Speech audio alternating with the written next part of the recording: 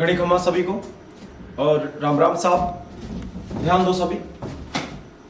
दो चर वाले जो रेखिक समीकरण युग्म है उनके बारे में हम चर्चा करेंगे। रेखिक समीकरण देखो, ऐसा समीकरण जिसमें उपस्थित चर की घात एक हो रेखिक समीकरण कहते हैं। ये अभी बात हो रही थी अपनी। दो चर वाला रेखिक जो समीकरण है, जब समीकरण में दो चर उपस्थित हो, दोनों की घात एक एक हो, ठीक है, समीकरण में दो चर हो और दोनों की घात एक एक हो तो उसे फिर दो चर वाला रेखिक समीकरण कहते हैं। ठीक है, अब ध्यान दो, इधर दो चर वाले रेखिक समीकरण का युग्म का व्यापक रूप आपसे पूछ ले तो ध्यान रखना, a1x b1y c1 बराबर 0। ठीक है, प्लस का चिन्ह, a2x plus b2y plus c2 बराबर 0।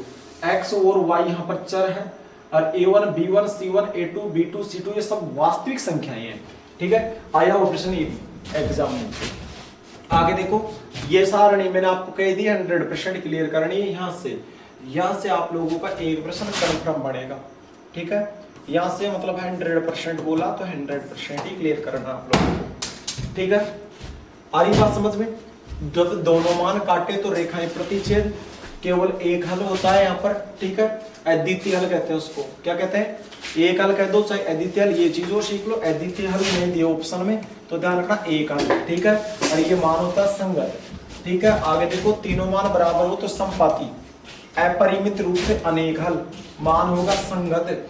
ठीक है, जब दो मान बराबर तीसरा मान बराबर नहीं हो तो रेखाएं समांतर, हल कोई नहीं, वैल्यू होगी असंगत। क्या होगी? असंगत। आगे ध्यान दो, रेखिक समीकरणों को हल करने की बीजगणितीय विधि, प्रतिस्थापन विधि। ध्यान रखो, इसमें एक चर का मान दूसरे चर के में पद में व्यक्त करके रेखिक समीकरण युग्म को हल करने के लिए प्रतिस्थापित करते हैं। विलोपन विधि, इसमें एक चर का विलोपन करके दूसरे चर का मान ज्ञात कर लेते हैं। ठीक है, वज्रगुणन विधि और ग्राफी विधि। रेखिक समीकरणों को बीजगणितीय विधियों को विधि है कौन कौन सी है जो इसको हल करते हैं। देखो, रेखिक समीकरणों को हल करने की विधि, एक तो प्रतिस्थापन होती है, दूसरी विलोपन, तीसरी वज्रगुणन और चौथी ग्राफी विधि। चार विधियां हैं, चारों ध्यान रखनी है। ठीक है, अब देखो, एक प्रश्न यहाँ से इस टाइप का जरूर रहेगा, जैसे 3x प्लस 2y बराबर 11 को संतुष्ट करने वाला युग्म कौन सा है। अब इनमें से कौन सा मान रखे किसको संतुष्ट कर दे। अब जैसे x का मान 1 रखो तो यहाँ पर 3x का मान 1 प्लस y का मान 4, 4 दूनी 8 बराबर 11। अब देखो, 4 दूनी 8, 8 3 11, तो यानी ये संतुष्ट कर रहा है, ए ऑप्शन सही है। अब यहाँ 2 रखते हैं तो देखो, 3 दूनी 6 आना और 3 रखो, 3 दूनी 6, 6 6 12, संतुष्ट नहीं कर रहा ना। मतलब ऐसे समझो, ये पहला मान है ना, ये x है और ये y है। अब इनको x को और y को रखे ना आप लोग, जब इनको हल करें, जैसे यहाँ पर 3 एकम 3 और 4 दूनी 8, इनको जोड़ने पर इधर की संख्या आ जाए, इधर की संख्या आ जाए तो वही आंसर आ जाएगा उसमें ऑप्शन। ठीक है, अब देखो इधर, यहाँ पर यह समीकरण x प्लस वाई बराबर 14, x माइनस वाई बराबर 4, इसको आप लोगों को हल करना है प्रतिस्थापन विधि से कर लो चाहे विलोपन से। ये दोनों विधि आनी चाहिए, प्रतिस्थापन भी आनी चाहिए आपको और विलोपन भी आनी चाहिए। ठीक है, k का कौन सा मान के लिए रेखिक समीकरणों के युग्म का कोई हल नहीं है, कोई भी हल नहीं है। बहुत शानदार कंसेप्ट है, कोई भी हल नहीं है। अब कोई भी हल कब नहीं होता है? जब दो मान बराबर और तीसरा मान बराबर नहीं हो। अब इस मान को आप कैसे लिखोगे पता है आपको? 3x प्लस वाई बराबर 1 और दूसरा है 2k माइनस 1 गुणा में x प्लस वाई बराबर 2k प्लस 1। जब दो मान बराबर, दो का मतलब इन दोनों को ले लो, 3/2k माइनस 1 बराबर 1/1। इसको छोड़ो, दो मान बराबर हो, तीसरा मान बराबर नहीं हो ना, तो वहां पर कोई हल नहीं होता है। वज्र गुणा करो इसको, 3 एकम 3 बराबर 2k माइनस 1, एक इधर आकर प्लस में 3 1 4 बराबर 2k, तो 4 गुणा की संख्या भाग में, 4 में 2 का भाग दे दो 2, k का मान क्या आ जाएगा 2। ठीक है, ये रहा, ऐसे हल करना है आप लोगों को इसको। अब आगे देखो, अगला प्रश्न आपका क्या कह रहा है, बड़े ध्यान से सुनेंगे, काफी अच्छा प्रश्न है। देखो इधर, y बराबर mx प्लस 3 में x बराबर -2, y बराबर 5 प्रतिस्थापित करने पर m का मान क्या होगा। अब y की जगह आप रखो 5, m x की जगह रखो -2 प्लस 3, और अब m का मान ज्ञात कर लो। 3 इधर आकर माइनस में बराबर -2m, 5 में से 3 गया 2 -2m, गुणा की संख्या भाग में 2/-2 बराबर -1। तो m का मान क्या आ जाएगा, -1 आ जाएगा। ठीक है, अब देखो अगला प्रश्न आपका क्या कह रहा है, यदि 2x + y = 6 हो तो इसके संतुष्ट करने वाला युग्म कौन सा है। इनमें से ऑप्शन रख के देखो कि कौन सा ऑप्शन इसको सेटिस्फाई कर रहा है। ठीक है, ध्यान दो इधर सभी, कौन सा ऑप्शन इसको सेटिस्फाई कर रहा है। जैसे अब आपको पता है यहाँ 1 रखो, 2 एकम 2, y का मान 2 रखो, 4 ही y, तो ऑप्शन ए गलत जा रहा है। फिर देखो 2 रखो, 2 दूनी 4 और 1 रखो, 4 और 1 5 ही हुआ। ये रखो 2 दूनी 4, 4 और 2 6, यानी सी ऑप्शन करेक्ट जा रहा है। ठीक है, ये प्रश्न आपका वेरी इंपॉर्टेंट है इस टाइप का। यहाँ समीकरण चेंज हो सकता है, बस ये गारंटी नहीं है, बाकी आने का चांस 100% है। ठीक है, एक रेखिक समीकरण की घात बताओ। तो ध्यान रखना, एक रेखिक समीकरण की जो घात होती है वो 1 होती है। ठीक है, कितनी होती है, 1 होती है। आगे ध्यान दें, दो रेखिक समीकरणों के आलेख प्रतिच्छेद रेखाएं करते हैं तब रेखिक समीकरण युग्म का आपको बताया था अद्वितीय हल होगा। जब रेखाएं प्रतिच्छेद कर रही है तो हल क्या होगा उसका, अद्वितीय होगा ना, बताया था ना आपको। दो रेखिक समीकरणों के आलेख समांतर है तो रेखिक जो रेखिक समीकरण है वो क्या होंगे, उनका कोई हल नहीं है, उनका कोई हल नहीं है, ध्यान रखना। अब ये दो समीकरण दे दिए, इसमें देखो 2/4 मतलब 1/2, 3 दूनी 6 मतलब 1/2, और 2 मान बराबर, तीसरा मान बराबर नहीं है तो क्या आएगा, असंगत आएगा। ठीक है, अब इधर देखो x का मान 5 रखो, x का मान 5 इधर आकर माइनस में, 9 में से 5 गया 4, 2 बट्टे में चले जाएगा, 4 में 2 का भाग 2, 2, इसमें आंसर आ गया 2।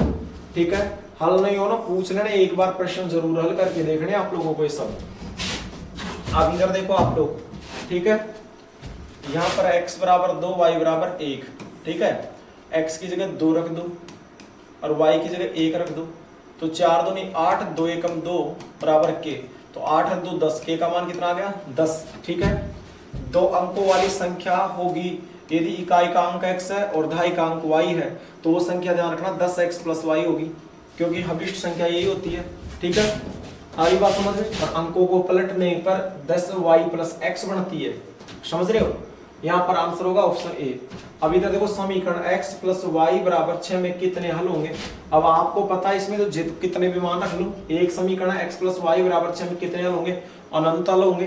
कोई भी एक समीकरण दे दे, ऐसे कहे ना कितने हल होंगे, ऐसा कुछ भी लिख दो। जैसे मैं यहाँ लिख दूं, या मैं आपके सामने लिख दूं कि भाई 5x + 6y = 7, तो इसके कितने हल होंगे, अनेक हल होंगे, सॉरी अनंत हल होंगे। ठीक है ना, ये बात ध्यान रखने की है।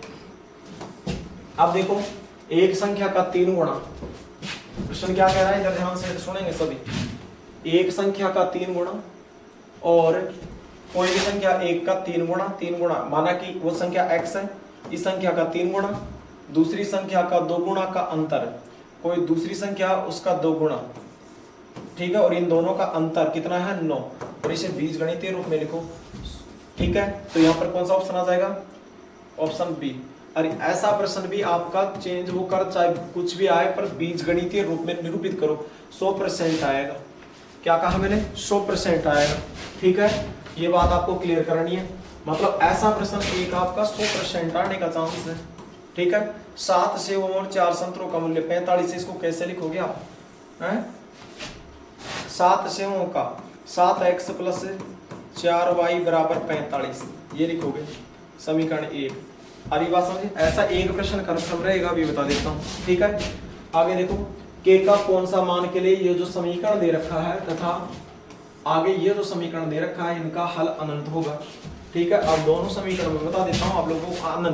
अनंत हल कब होते हैं, देखो इधर 1 मिनट, मैं दोनों समीकरण बता देता हूँ। 3x - 2y = 0। देखो इधर एक समीकरण दे रखा 3x - 2y = 0। अब हल, और दूसरा ये दे रखा अनंत हल कब होंगे, अनंत हल का मतलब अनेक हल कब होंगे, जब तीनों मान बराबर हो। अब यार दोनों दे रखे हैं तो 3/k, a1/a2 और b1/b2, b1 - 2 और b2 आपका 5। ठीक है, वज्र गुणा कर दो, 5 × 15 और k को 2 से गुणा कर दो, -2k = 15, गुणा की संख्या भाग में 15/-2। ठीक है, आपका ये आंसर आ जाएगा यहाँ पर। ठीक है, -15/2 बोल दो, कोई दिक्कत नहीं है, 15/-2 आंसर वही है। ठीक है, आगे देखो ध्यान से, ये प्रश्न आपका दोबारा रिपीट होगा, इसको कंप्लीट कर लेना। प्रतिस्थापन से भी आना चाहिए, विलोपन से भी आना चाहिए। 1-2 नंबर का प्रश्न आपका प्रतिस्थापन विलोपन में से आएगा 1, और 1 आपका बीजगणितीय निरूपण पूछ लेगा। ठीक है, सारी बात समझ में? आगे ध्यान दो, ये आपका कंसेप्ट यहाँ तक क्लियर होता है। आगे ध्यान दो, ये देखो, ये समीकरण करके देख लेना विलोपन विधि से। ठीक है, नहीं आए तो पूछ लेना आप लोग। ठीक है, विलोपन। अब ध्यान दो, ये प्रश्न पिछली बार आ गया, फिर भी दोबारा आ सकता है, एक बार निकाल लेना। और मेरे हिसाब से ये प्रश्न इस बार 100% आने का चांस है, ये वाला। ठीक है, मेरे हिसाब से ये प्रश्न और देख लो आप लोग, ये 100% चांस इस प्रश्न का बनता है यहाँ पर। ठीक है, दो समपूरक कोणों में बड़ा कोण छोटे कोण से 18 डिग्री अधिक है। बड़ा कोण छोटे से 18 अधिक है, माना कि छोटा कोण x है, तो बड़ा कोण क्या हो जाएगा? यहाँ पर समीकरण बनाना पड़ेगा ना। पहले तो देखो, दो समपूरक कोणों का योग होगा 180 डिग्री, तो यहाँ से देख कर लो। चलो, दोनों समपूरक कोण, माना कि एक समपूरक कोण x है, दूसरा y है। ठीक है, अब इसमें x ऐसे लिख लेना, माना कि बड़ा कोण x है तथा छोटा कोण y है। फिर लिख लेना दोनों का योग 180 डिग्री। ठीक है, अब यहाँ देखो, बड़ा कोण है वो छोटे कोण से 18 अधिक है। अब x का मान आ गया, x का मान यहाँ रख दो, हल कर लो। नहीं आए तो कह देना, ये 100% आने का चांस है। नहीं आए ना आपको तो पूछ लेना भले आकर मेरे से, क्लास में पूछ लेना, कमेंट कर देना, इस प्रश्न के 100% चांस है। ठीक है, बाद में आप कहोगे सर ने बोला नहीं था। आगे देखो, ये और हल कर ले जाना। यदि हम अंश में 1 जोड़ दे, हर में से 1 घटा दे तो भिन्न 1 में बदल जाएगी। यदि हर में 1 जोड़ दे तो ये 1/2 भिन्न हो जाती है। इसको भी आप हल करके देख लेना, इसके भी चांस है। ठीक है, बात समझ में आ गई आप लोगों के? अब आगे ध्यान दो, इसके अलावा कौन सा प्रश्न करना है आप लोगों को?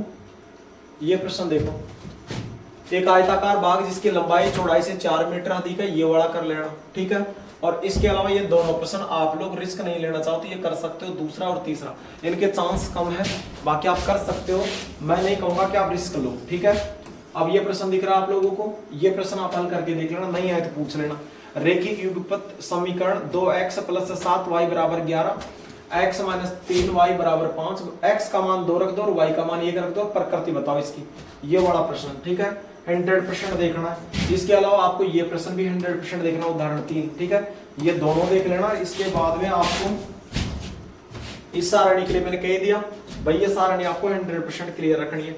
अब यहाँ से देखो, ये कुछ प्रश्न दे रखे हैं, ये भी हल करके देखना ये प्रश्न। ठीक है, इस सारणी को देख लेना, आप इसका स्क्रीनशॉट ले सकते हो भले। ठीक है, सारी बात समझ सही तरीके से ले, मैं भी आ जाऊंगा ना। ठीक है, हाँ, अब ध्यान दो, अब ध्यान दो इधर, यहाँ पर आप लोगों का ध्यान होना चाहिए। ये जो प्रश्न दिख रहे हैं, 3 प्रश्न आपको ये निकालने, इनमें से आपसे कोई सा भी प्रश्न नहीं आ रहा है तो आप ध्यान रखना, कमेंट करेंगे, ये तीनों प्रश्न करके देखेंगे। सुन लिए मेरी बात ध्यान से, आगे ध्यान दो, कल पूछ लेंगे ये तीनों प्रश्न। ठीक है, अब इतना ही इस प्रश्नावली में निकालना है, इसके बाद आप लोगों की प्रश्नावली कभी माइनस में नहीं जाएगी, गारंटी इस बात की। ठीक है, धन्यवाद सभी को, बाय सभी को, मिलते हैं नेक्स्ट एपिसोड में। धन्यवाद।